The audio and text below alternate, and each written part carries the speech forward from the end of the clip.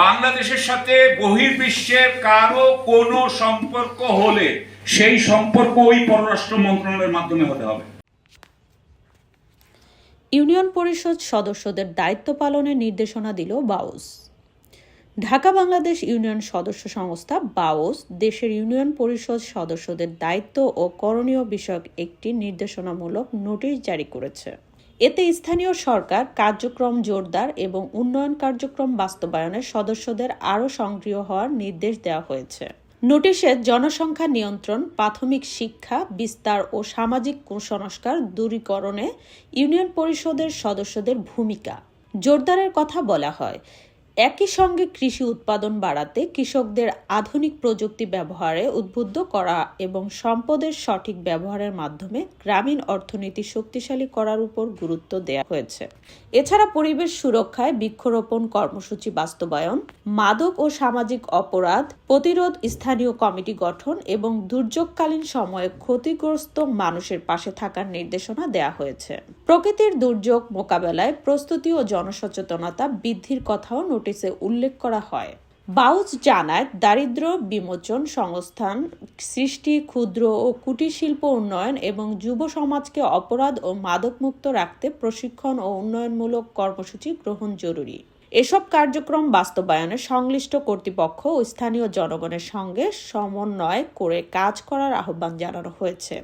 সংস্থাটির মতে, ইউনিয়ন পরিষদ সদস্যদের দায়িত্বশীল ও সমন্বিত ভূমিকার মাধ্যমে টেকসই উন্নয়ন নিশ্চিত করা সম্ভব। আমাদের সাবেক শিক্ষা প্রতিমন্ত্রী জনাব গৌরবান্বিত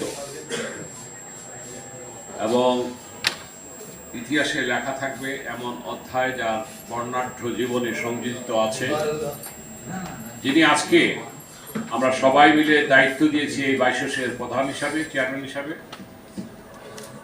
আজকে এখানে উপস্থিত আছেন সম্মানিত নেতৃবর্গ, বিশেষ করে ডক্টর হেলাল এবং সাকিব আলী সাহেব যে বক্তব্য রেখেছেন, এবং বাইশোসের যারা নেতৃবৃন্দ উপস্থিত ভাই ও বোনেরা, সবাইকে প্রীতি শুভেচ্ছা, সালাম, আসসালামু আলাইকুম ওয়া রাহমাতুল্লাহি ওয়া বারাকাতুহু। আমি বেশি কথা বলবো না, কারণ সবাই খুব সুন্দর কথা বলেছেন। আমি শুধু একটু সংযোজনী দিতে চাই। এই যে বাংলাদেশে দাঁড়িয়ে আছি, 55,000 বর্গ মাইল বিশিষ্ট 55,000 সদস্যের এই সংগঠন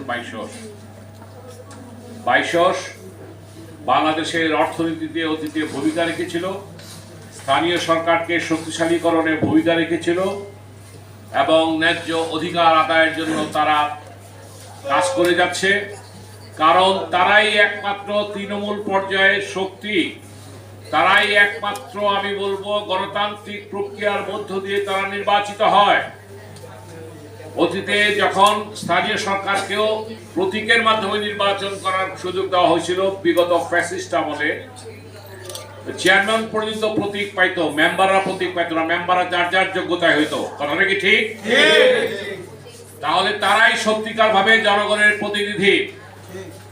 আমরা এই প্রতিনিধিদের সংগঠনের যারা নেতৃত্বে আছেন, যারা আমরা এই তৃণমূলকে শক্তিশালী করতে চাই, তাদের চিন্তা চেতনাকে ধারণ করে আগামী দিনের বাংলাদেশকে আমরা পুনর্নির্মাণ করতে চাই।